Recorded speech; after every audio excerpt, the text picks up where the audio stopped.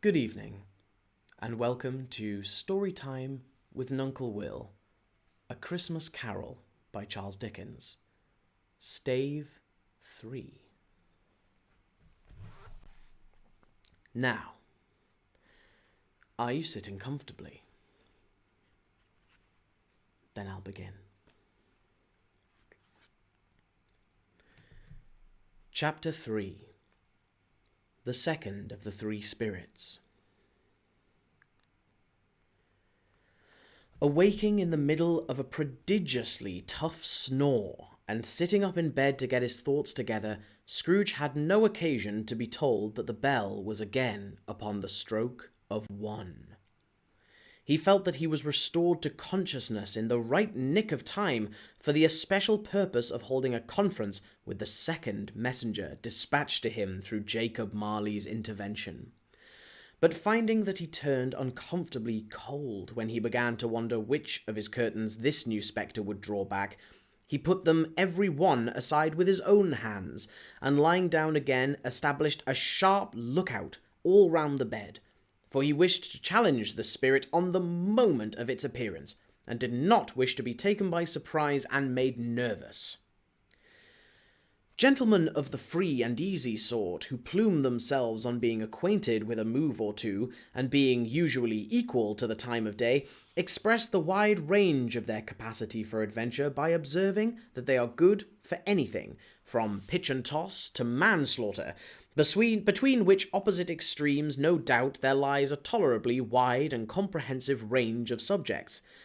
Without venturing for Scrooge quite as heartily as this, I don't mind calling on you to believe that he was ready for a good broad field of strange appearances, and that nothing between a baby and a rhinoceros would have astonished him very much. Now, being prepared for almost anything, he was not by any means prepared for nothing, and consequently, when the bell struck 1 and no shape appeared, he was taken with a violent fit of trembling. 5 minutes, 10 minutes, a quarter of an hour went by, yet nothing came. All this time he lay upon his bed, the very core and centre of a blaze of ruddy light, which streamed upon it when the clock proclaimed the hour, and which, being only light, was more alarming than a dozen ghosts, as he was powerless to make out what it meant, or would be at, and was sometimes apprehensive that he might be, at that very moment, an interesting case of spontaneous combustion, without having the consolation of knowing it. At last, however, he began to think, as you or I would have thought at first, for it is always the person not in the predicament who knows what ought to have been done in it, and would unquestionably have done it too. At last, I say, he began to think that the source and secret of this ghostly light might be in the adjourning room, from whence, on further tracing it, it seemed to shine. This idea taking full possession of his mind, he got up softly and shuffled in his slippers to the door. The moment Scrooge's hand was on the lock, a strange voice called him by his name and bade him enter. He obeyed. It was his own room. There was no doubt about that, but it had undergone a surprising transformation. The walls and ceiling were so hung with living green that it looked a perfect grove, from every part of which bright gleaming berries glistened. The crisp leaves of holly, mistletoe, and ivy reflected back the light as if so many little mirrors had been scattered there, and such a mighty blaze went roaring up the chimney as that dull petrification of a hearth had never known in Scrooge's time, or Marley's, or for many and many a winter season gone.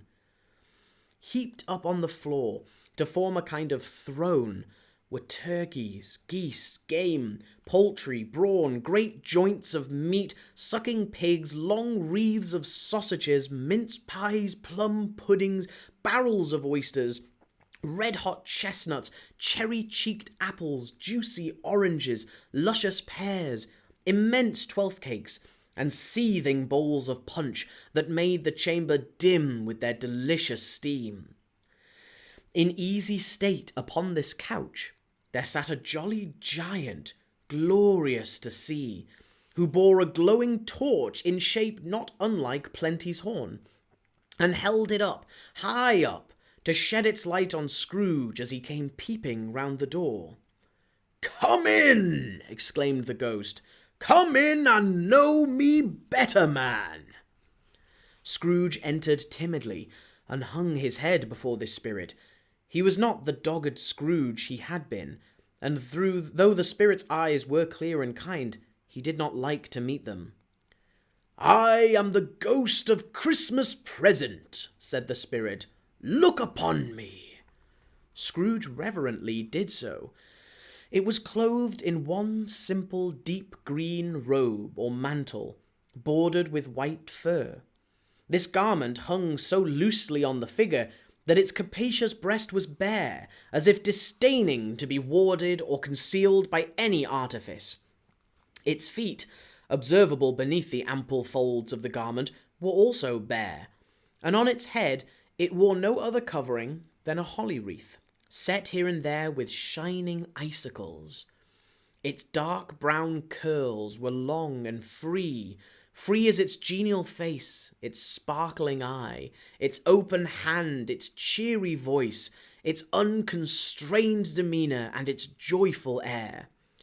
Girded round its middle was an antique scabbard, but no sword was in it, and the ancient sheath was eaten up with rust. "You have never seen the like of me before!" exclaimed the spirit. "Never," Scrooge made answer to it. "Have never walked forth with the younger members of my family, meaning, for I am very young, my elder brothers born in these later years," pursued the phantom. "I don't think I have," said Scrooge. "I'm afraid I have not. Have you had many brothers, spirit?" "More than 1,800, said the ghost. "A tremendous family to provide for," muttered Scrooge. The ghost of Christmas Present rose. "Spirit," said Scrooge submissively, "conduct me where you will. I went forth last night on compulsion, and I learnt a lesson which is working now. Tonight, if you have aught to teach me, let me profit by it." "Touch my robe." Scrooge did as he was told, and held it fast. Holly, mistletoe, red berries, ivy, turkeys, geese, game, poultry, brawn, meat, pigs, sausages, oysters, pies, puddings, fruit and punch all vanished instantly. So did the room, the fire, the ruddy glow, the hour of night, and they stood in the city streets on Christmas morning, where, for the weather was severe, the people made a rough but brisk and not unpleasant kind of music. In scraping the snow from the pavement in front of their dwellings, and from the tops of their houses, whence it was mad delight to the boys to see it come plumping down into the road below, and splitting into artificial little snowstorms. The house fronts looked black enough, and the windows blacker, contrasting with the smooth white sheet of snow upon the roofs, and with the dirtier snow upon the ground, which last deposit had been ploughed up in deep furrows by the heavy wheels of carts and wagons, furrows that crossed and recrossed each other hundreds of times, where the great streets branched off and made intricate channels, hard to trace in the thick yellow mud and icy water. The sky was gloomy, and the shortest streets were choked up with a dingy mist, half thawed, half frozen, whose heavier particles descended in a shower of sooty atoms, as if all the chimneys in Great Britain had, by one consent, caught fire, and were blazing away to their dear heart's content. There was nothing very cheerful in the climate or the town, and yet was there an air of cheerfulness abroad, that the clearest summer air and brightest summer sun might have endeavoured to diffuse in vain. For the people who were shovelling away on the housetops were jovial and full of glee, calling out to one another from the parapets, and now and then exchanging a facetious snowball, a better-natured missile by far than many a wordy jest, laughing heartily if it went right, and not less heartily if it went wrong. The poulterers' shops were still half open, and the fruiterers were radiant in their glory. There were great round pot-bellied baskets of chestnuts, shaped like the waistcoats of jolly old gentlemen, lolling at the doors and tumbling out into the streets in their apoplectic opulence. There were ruddy, brown-faced, broad-girthed Spanish onions, shining in the fatness of their growth like Spanish friars, and winking from their shelves in wanton slyness at the girls as they went by, and glanced demurely at the hung-up mistletoe. There were pears and apples clustered high in blooming pyramids. There were bunches of grapes made in the shopkeeper's benevolence to dangle from conspicuous hooks, that people's mouths might water gratis as they passed. There were piles of filberts, mossy and brown, recalling in their fragrance ancient walks among the woods and pleasant shufflings ankle-deep through withered leaves. There were Norfolk biffins, squab and swarthy, setting off the yellow of the oranges and lemons, and in the great compactness of their juicy persons urgently entreating and beseeching to be carried home in paper bags and eaten after dinner. The very gold and silver fish, set forth among these choice fruits in a bowl, though members of a dull and stagnant-blooded race, appeared to know that there was something going on, and, to a fish, went gasping round and round their little world in slow and passionless excitement. The grocers, oh, the grocers, nearly closed with perhaps 2 shutters down, or 1, but through those gaps such glimpses. It was not alone that the scales descended on the counter, made a merry sound, or that the twine and roller parted company so briskly, or that the canisters were rattled up and down like juggling tricks, or even that the blended scents of tea and coffee were so grateful to the nose, or even that the raisins were so plentiful and rare, the almonds so extremely white, the sticks of cinnamon so long and straight, the other spices so delicious, the candied fruits so caked and spotted with molten sugar as to make the coldest lookers-on feel faint and subsequently bilious.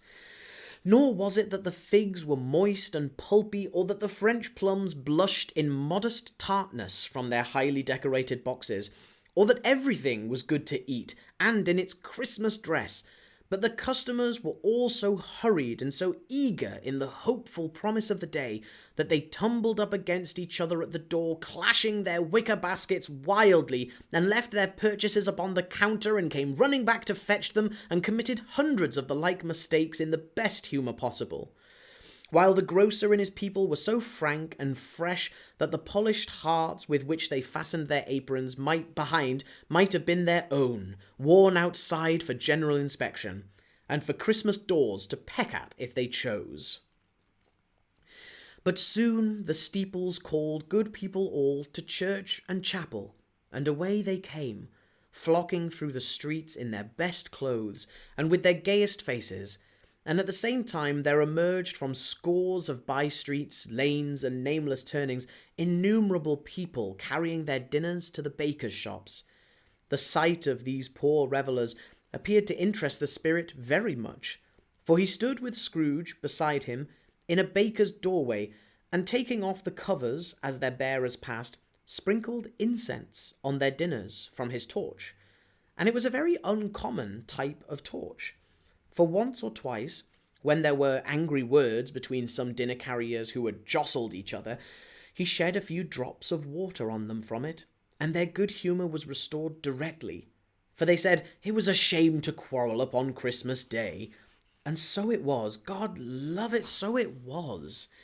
In time the bells ceased, and the bakers were shut up, and yet there was a genial shadowing forth of all these dinners, and the progress of their cooking in the thawed blotch of wet above each baker's oven, where the pavement smoked as if the stones were cooking too.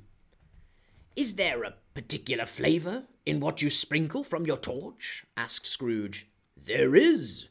My own." "Would it apply to any kind of dinner on this day?" asked Scrooge. "To any kindly given. To a poor one most." "Why to a poor one most?" asked Scrooge. "Because it needs it the most." "Spirit," said Scrooge, after a moment's thought, "I wonder you, of all the beings in the many worlds about us, should desire to cramp these people's opportunities of innocent enjoyment." "I?" cried the spirit. "You would deprive them of their means of dining every 7th day, often the only day on which they can be said to dine at all," said Scrooge. "Wouldn't you?" "Aye," cried the spirit. "You seek to close these places on the 7th day," said Scrooge, "and it comes to the same thing." "I seek!" exclaimed the spirit. "Forgive me if I am wrong. It has been done in your name, or at least in that of your family," said Scrooge. "There are some upon this earth of yours," returned the spirit, "who lay claim to know us, and who do their deeds of passion, pride, ill will, hatred, envy, bigotry, and selfishness in our name, who are as strange to us and all our kith and kin as if they had never lived. Remember that, and charge their doings on themselves, not us." Scrooge promised that he would, and they went on, invisible, as they had been before, into the suburbs of the town. It was a remarkable quality of the ghost, which Scrooge had observed at the baker's, that notwithstanding his gigantic size, he could accommodate himself to any place with ease, and that he stood beneath a low roof quite as gracefully and like a supernatural creature as it was possible he could have done in any lofty hall. And perhaps it was the pleasure the good spirit had in showing off this power of his, or else it was his own kind, generous, hearty nature, and his sympathy with all poor men, that led him straight to Scrooge's clerk's. For there he went, and took Scrooge with him, holding to his robe, and on the threshold of the door the spirit smiled and stopped to bless Bob Cratchit's dwelling with the sprinkling of his torch. Think of that! Bob had but 15 bob a week himself. He pocketed on Saturdays, but 15 copies of his Christian name, and yet the ghost of Christmas present blessed his 4-roomed house.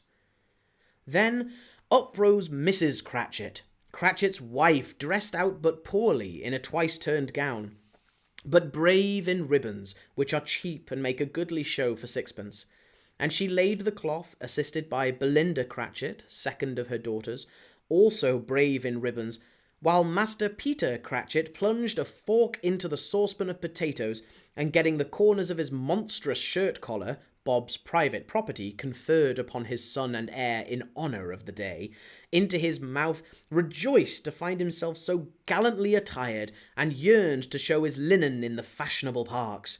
And now 2 smaller Cratchits, boy and girl, came tearing in, screaming that outside the baker's they had smelt the goose, and known it for their own, and basking in luxurious thoughts of sage and onion, these young Cratchits danced about the table, and exalted Master Peter Cratchit to the skies, while he, not proud, although his collars nearly choked him, blew the fire until the slow potatoes, bubbling up, knocked loudly at the saucepan lid, to be let out and peeled.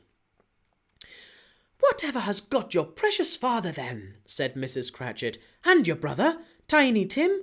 And Martha warn't as late last Christmas Day by half an hour." "Here's Martha, mother," said a girl, appearing as she spoke. "Here's Martha, mother," cried the 2 young Cratchits. "Hurrah! There's such a goose, Martha!" "Why, bless your heart alive, my dear, how late you are!" said Mrs. Cratchit, kissing her a dozen times and taking off her shawl and bonnet for her with officious zeal.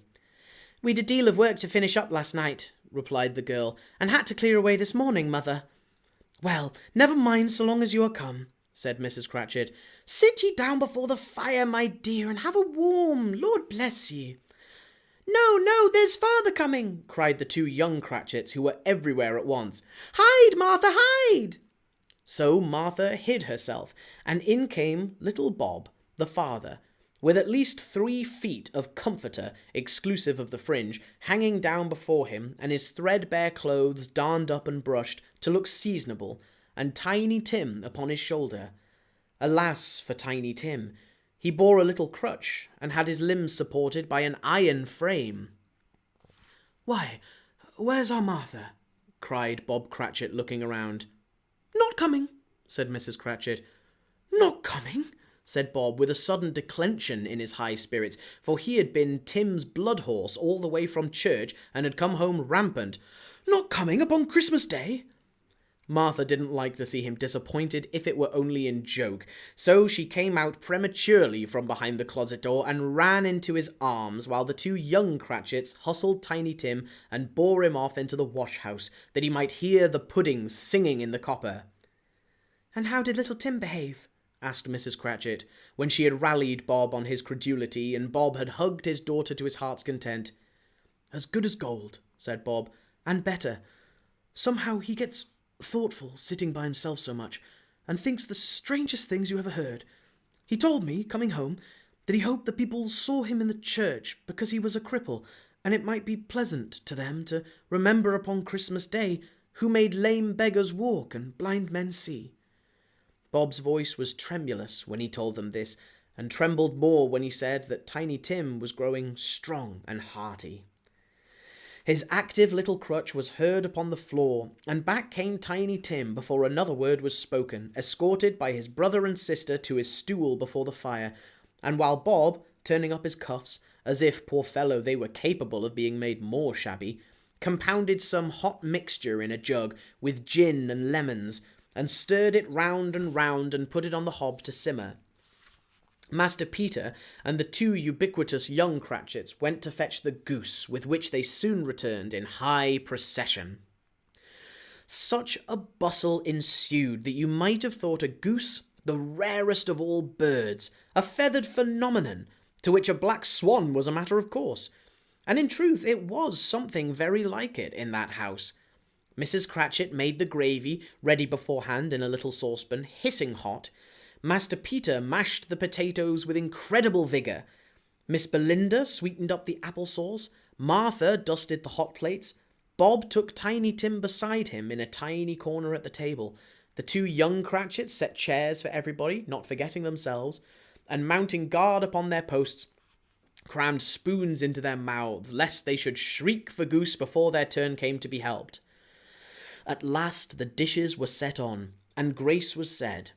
It was succeeded by a breathless pause, as Mrs. Cratchit, looking slowly all along the carving knife, prepared to plunge it in the breast. But when she did, and when the long-expected gush of stuffing issued forth, one murmur of delight arose all around the board, and even Tiny Tim, excited by the two young Cratchits, beat on the table with the handle of his knife and feebly cried, "Hurrah!" There never was such a goose. Bob said he didn't believe there ever was such a goose cooked. Its tenderness and flavour, size and cheapness were the themes of universal admiration.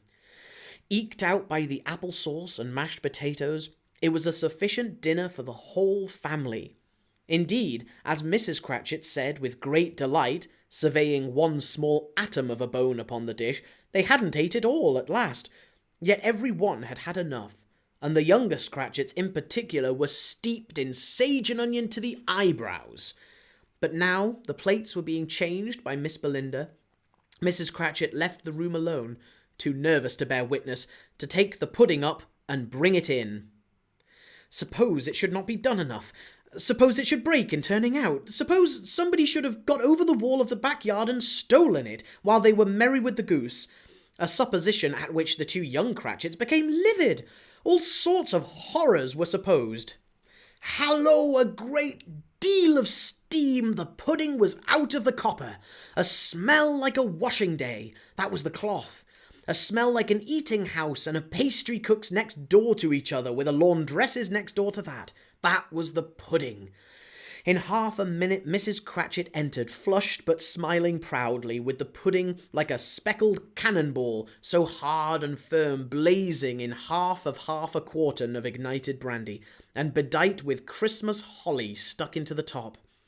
"Oh, a wonderful pudding," Bob Cratchit said, and calmly, too, that he regarded it as the greatest success achieved by Mrs. Cratchit since their marriage. Mrs. Cratchit said that now the weight was off her mind, she would confess she had had her doubts about the quantity of flour. Everybody had something to say about it, but nobody said or thought it was at all a small pudding for a large family. It would have been flat heresy to do so. Any Cratchit would have blushed to hint at such a thing. At last the dinner was all done. The cloth was cleared, the hearth swept, and the fire made up. The compound in the jug being tasted and considered perfect, apples and oranges were put upon the table and a shovelful of chestnuts on the fire. Then all the Cratchit family drew around the hearth in what Bob Cratchit called a circle, meaning half a one, and at Bob Cratchit's elbow stood the family display of glass, 2 tumblers and a custard cup without a handle. These held the hot stuff from the jug, however, as well as golden goblets would have done, and Bob served it out with beaming looks while the chestnuts on the fire sputtered and crackled noisily. Then Bob proposed, "A Merry Christmas to us all, my dears. God bless us," which all the family re-echoed. "God bless us, every one," said Tiny Tim, the last of all. He sat very close to his father's side upon his little stool. Bob held his withered little hand in his, as if he loved the child and wished to keep him by his side and dreaded that he might be taken from him. "Spirit," said Scrooge, with an interest he had never felt before, "tell me, if Tiny Tim will live." "I see a vacant seat," replied the ghost, "in the poor chimney corner, and a crutch without an owner, carefully preserved. If these shadows remain unaltered by the future, the child will die." "No, no," said Scrooge. "Oh, no, kind spirit, say he will be spared." "If these shadows remain unaltered by the future, none other of my race," returned the ghost, "will find him here. What then? If he be like to die, he had better do it, and decrease the surplus population." Scrooge hung his head to hear his own words quoted by the spirit, and was overcome with penitence and grief.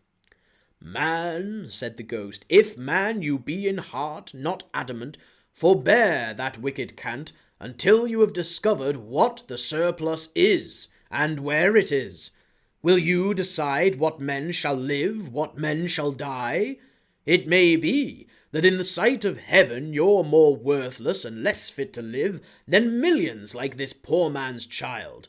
Oh God, to hear the insect on the leaf pronouncing on the too much life among his hungry brothers in the dust." Scrooge bent before the ghost's rebuke, and trembling cast his eyes upon the ground, but he raised them speedily on hearing his own name. "Mr. Scrooge," said Bob, "I'll give you Mr. Scrooge, the founder of the feast." "The founder of the feast, indeed!" cried Mrs. Cratchit, reddening. "I wish I had him here. I'd give him a piece of my mind to feast upon, and I hope he'd have a good appetite for it." "My dear," said Bob, "the children. Christmas Day." "It should be Christmas Day, I'm sure," said she, "on which one drinks the health of such an odious, stingy, hard, unfeeling man as Mr. Scrooge. You know he is, Robert. Nobody knows it better than you do, poor fellow." "My dear," was Bob's mild answer, "Christmas Day." "I'll drink his health for your sake and the day's," said Mrs. Cratchit, "not for his. Long life to him, a Merry Christmas and a Happy New Year. He'll be very merry and very happy, I have no doubt." The children drank the toast after her. It was the first of their proceedings which had no heartiness in it. Tiny Tim drank it last of all, but he didn't care 2 pence for it. Scrooge was the ogre of the family. The mention of his name cast a dark shadow on the party, which was not dispelled for full 5 minutes. After it had passed away, they were 10 times merrier than before from the mere relief of Scrooge the Baleful being done with. Bob Cratchit told them how he had a situation in his eye for Master Peter, which would bring in, if obtained, full 5 and 6pence weekly.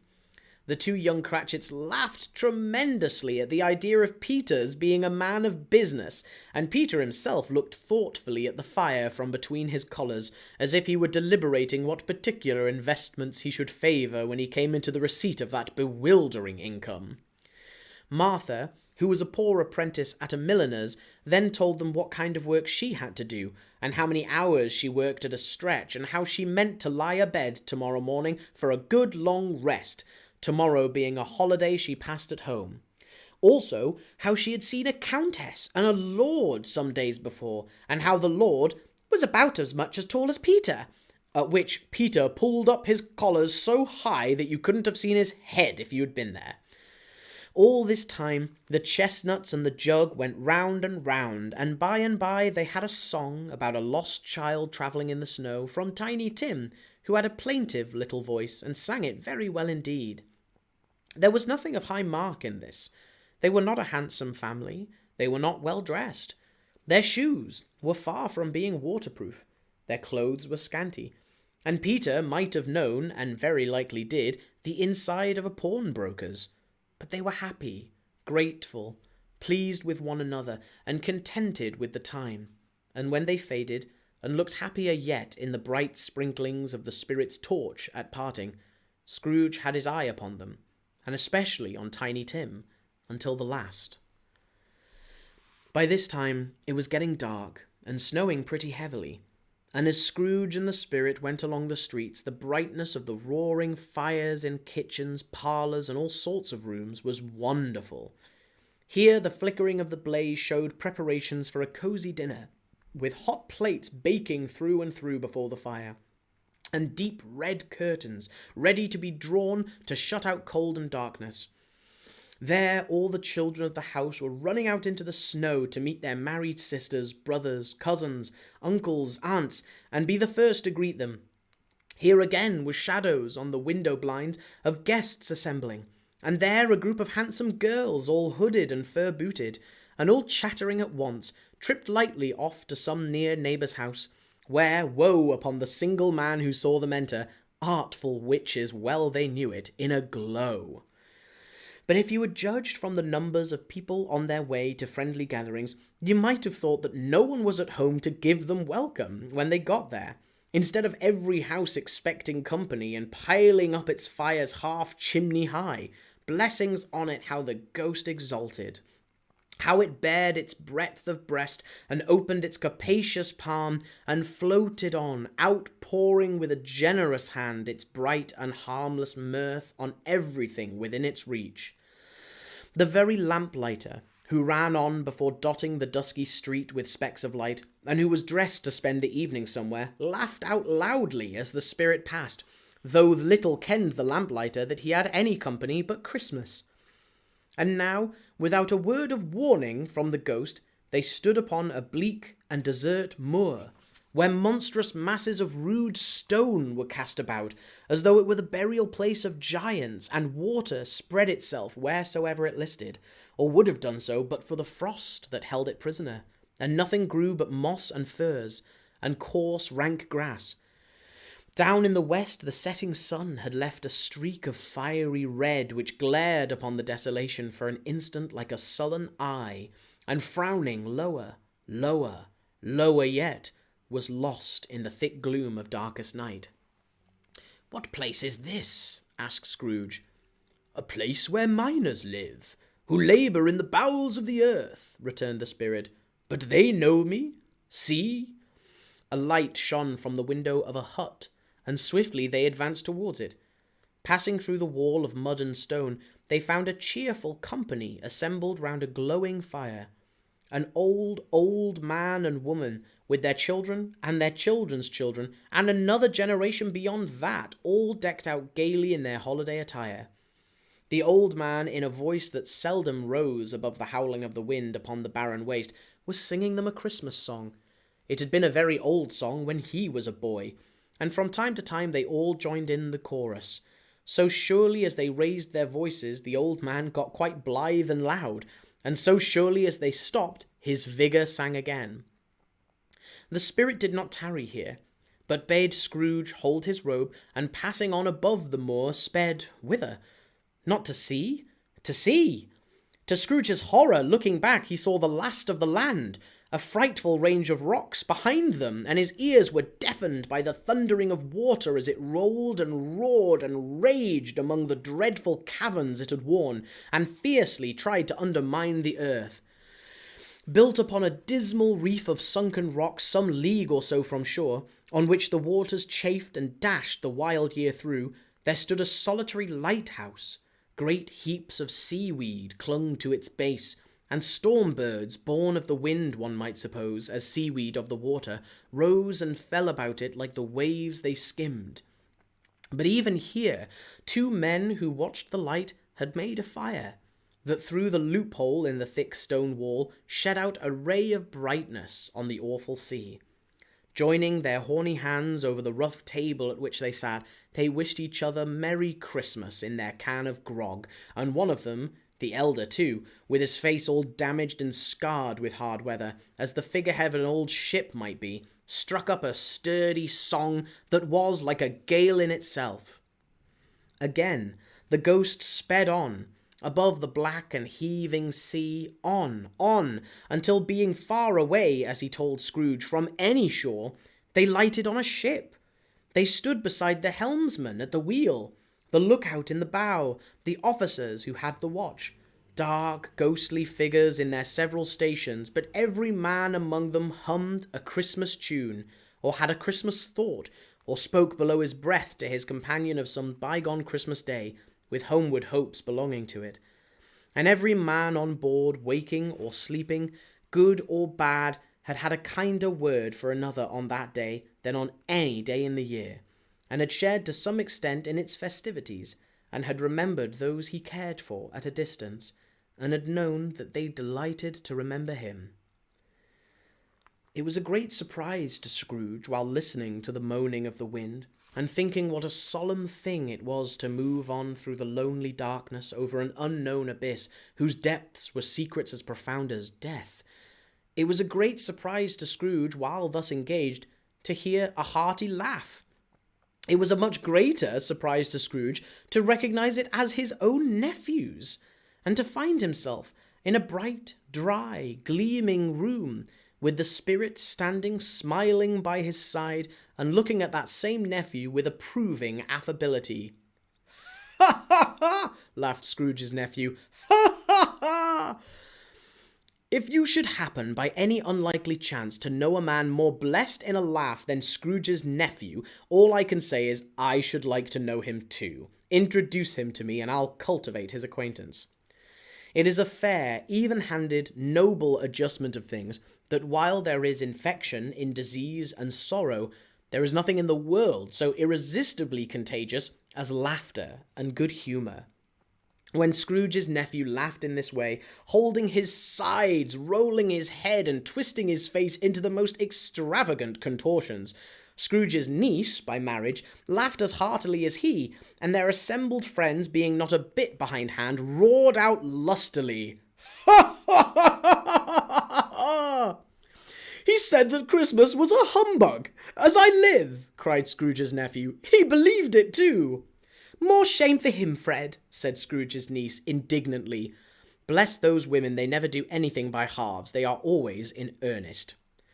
She was very pretty, exceedingly pretty, with a dimpled, surprised-looking capital face, a ripe little mouth that seemed made to be kissed, as no doubt it was, all kinds of good little dots about her chin that melted into one another when she laughed, and the sunniest pair of eyes you ever saw in any little creature's head.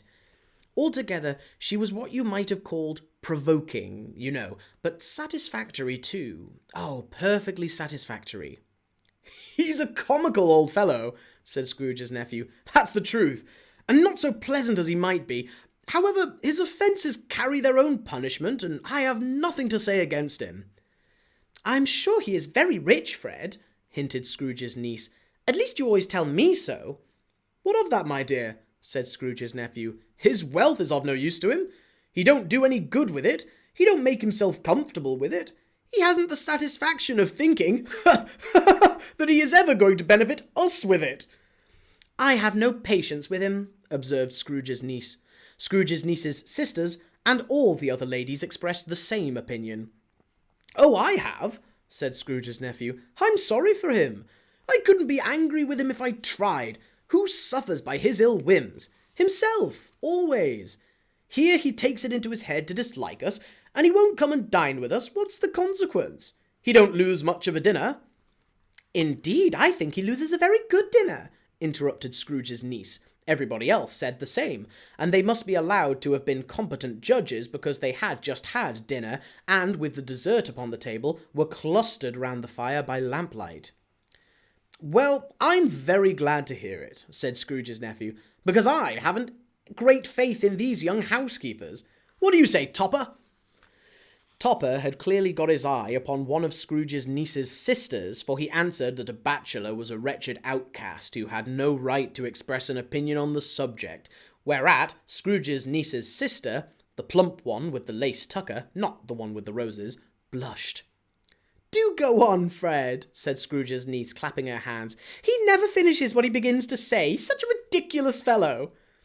Scrooge's nephew revelled in another laugh, and as it was impossible to keep the infection off, though the plump sister tried hard to do it with aromatic vinegar, his example was unanimously followed.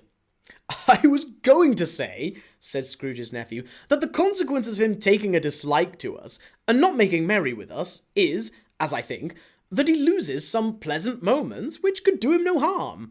I'm sure he loses pleasanter companions than he can find in his own thoughts, either in his mouldy old office or his dusty chambers. I mean to give him the same chance every year, whether he likes it or not, for I pity him. He may rail at Christmas till he dies, but he can't help thinking better of it. I defy him. If he finds me going there in good temper, year after year, and saying, 'Uncle Scrooge, how are you?' if it only puts him in the vein to leave his poor clerk £50, that's something. And I think I shook him yesterday." It was their turn to laugh now, at the notion of his shaking Scrooge, but being thoroughly good-natured, and not much caring what they laughed at, so that they laughed at any rate, he encouraged them in their merriment, and passed the bottle joyously. After tea they had some music, for they were a musical family, and knew what they were about when they sung a glee or catch. I can assure you, especially Topper, who could growl away in the bass like a good one, and never swell the large veins in his forehead or get red in the face over it. Scrooge's niece played well upon the harp, and played among other tunes a simple little air, a mere nothing, you might learn to whistle it in 2 minutes, which had been familiar to the child who fetched Scrooge from the boarding school, as he had been reminded by the ghost of Christmas past. When this strain of music sounded, all the things that ghost had shown him came upon his mind. He softened more and more, and thought that if he could have listened to it often, years ago, he might have cultivated the kindnesses of life for his own happiness with his own hands, without resorting to the sexton's spade that buried Jacob Marley. But they didn't devote the whole evening to music. After a while they played at forfeits, for it is good to be children sometimes, and never better than at Christmas, when its mighty founder was a child himself. Stop. There was first a game at blind man's buff. Of course there was. And I no more believe Topper was really blind than I believe he had eyes in his boots. My opinion is that it was a done thing between him and Scrooge's nephew, and that the ghost of Christmas present knew it. The way he went after that plump sister in the lace tucker was an outrage on the credulity of human nature, knocking down the fire irons, tumbling over the chairs, bumping against the piano, smothering himself among the curtains. Wherever she went, there went he. He always knew where the plump sister was. He wouldn't catch anybody else. If you'd fallen up against him, as some of them did, and stood there, he would have made a feint of endeavouring to seize you, which would have been an affront to your understanding, and would instantly have sidled off in the direction of the plump sister. She often cried out that it wasn't fair, and it really was not.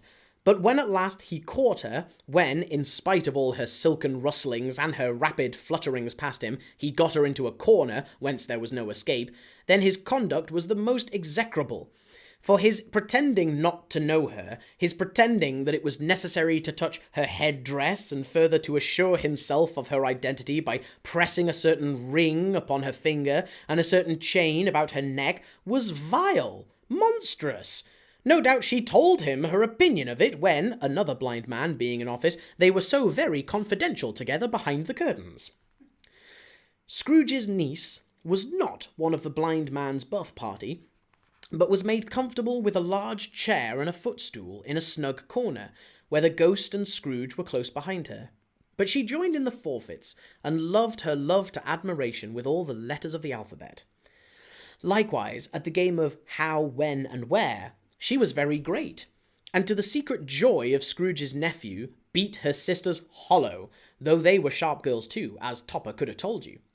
There might have been 20 people there, young and old, but they all played, and so did Scrooge, for wholly forgetting, in the interest he had in what was going on, that his voice made no sound in their ears, he sometimes came out with his guess quite loud, and very often guessed quite right too. For the sharpest needle, best Whitechapel, warranted not to cut in the eye, was not sharper than Scrooge, blunt as he took it in his head to be. The ghost was greatly pleased to find him in this mood, and looked upon him with such favour that he begged like a boy to be allowed to stay until the guests departed, but this, the spirit said, could not be done. "Here's a new game," said Scrooge. "1 half-hour, spirit, only one." It was a game called Yes and No, where Scrooge's nephew had to think of something, and the rest must find out what. He was only answering to their questions yes or no, as the case was. The brisk fire of questioning to which he was exposed elicited from him that he was thinking of an animal, a live animal, rather a disagreeable animal, a savage animal, an animal that growled and grunted sometimes, and talked sometimes, and lived in London, and walked about the streets, and wasn't made a show of, and wasn't led by anybody, and didn't live in a menagerie, and was never killed in a market, and was not a horse, or an ass, or a cow, or a bull, or a tiger, or a dog, or a pig, or a cat, or a bear. At every fresh question that was put to him, this nephew burst into a fresh roar of laughter, and was so inexpressibly tickled that he was obliged to get up off the sofa and stamp. At last, the plump sister, falling into a similar state, cried out, "I found it out! I know what it is, Fred, I know what it is!" "What is it?" cried Fred. "It's your Uncle Scrooge!" Which it certainly was. Admiration was the universal sentiment, though some objected that the reply to "Is it a bear?" ought to have been yes, inasmuch as the answer in the negative was sufficient to have diverted their thoughts from Mr. Scrooge, supposing they had ever had any tendency that way. "He has given us plenty of merriment, I'm sure," said Fred, "and it would be ungrateful not to drink his health. Here is a glass of mulled wine ready to our hand at the moment, and I say, Uncle Scrooge!" "Well, Uncle Scrooge!" they cried. "A Merry Christmas and a Happy New Year to the old man, whatever he is," said Scrooge's nephew. "He wouldn't take it from me, but may he have it, nevertheless, Uncle Scrooge." Uncle Scrooge had imperceptibly become so gay and light of heart that he would have pledged the unconscious company in return, and thanked them in an inaudible speech if the ghost had given him time. But the whole scene passed off in the breath of the last word spoken by his nephew, and he and the spirit were again upon their travels. Much they saw, and far they went, and many homes they visited, but always with a happy end. The spirit stood beside sick beds, and they were cheerful, on foreign lands, and they were close at home, by struggling men, and they were patient in their greater hope, by poverty, and it was rich, in almshouse, hospital, and jail, in misery's every refuge, where vain man, in his little brief authority, had not made fast the door and barred the spirit out, he left his blessing, and taught Scrooge his precepts. It was a long night, if it were only a night, but Scrooge had his doubts of this, because the Christmas holidays appeared to be condensed into the space of time they passed together. It was strange, too, that while Scrooge remained unaltered in his outward form, the ghost grew older, clearly older.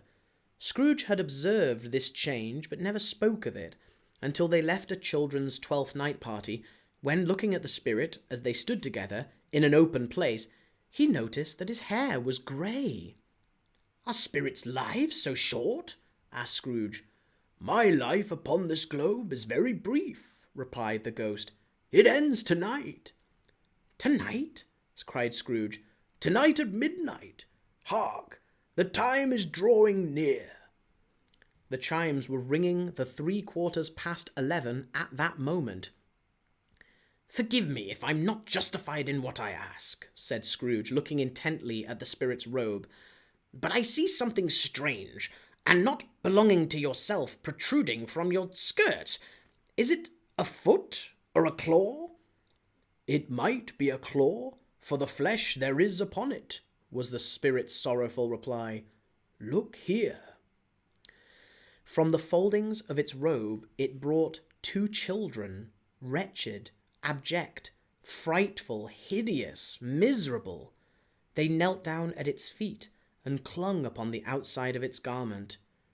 "Oh, man, look here! Look down here!" exclaimed the ghost.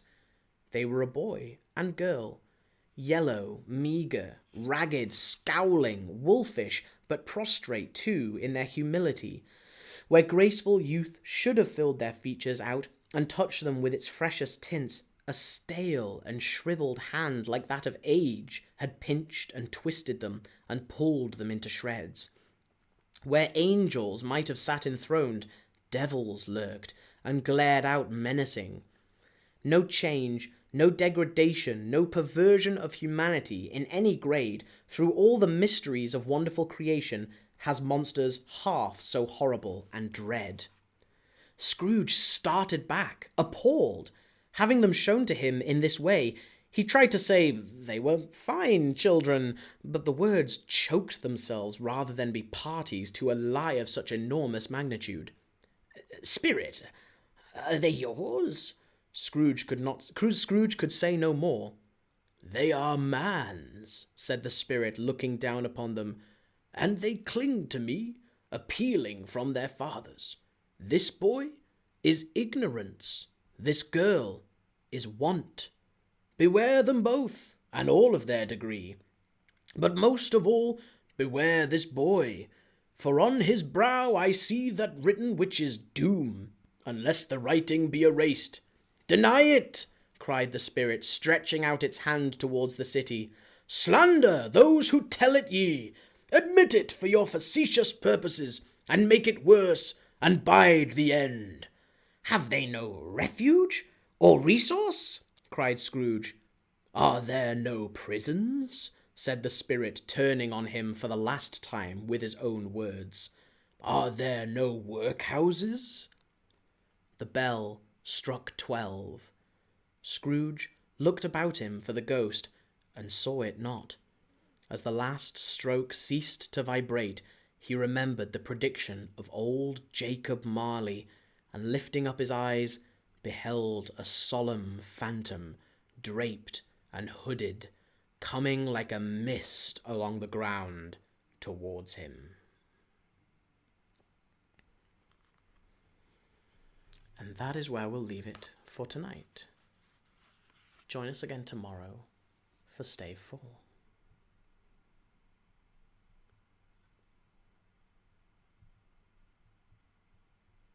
God rest you, merry gentlemen, let nothing you dismay.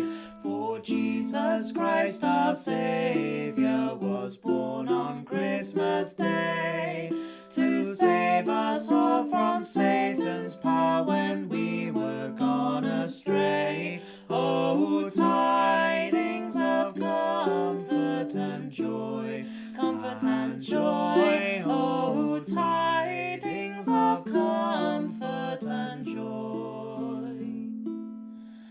From God our Heavenly Father a blessed angel came, and unto certain shepherds brought tidings of the same, how that in Bethlehem was born the Son of God by name. Oh, tidings of comfort and joy, comfort and joy. Oh, tidings of comfort and joy. The shepherds at those tidings rejoiced much in mind,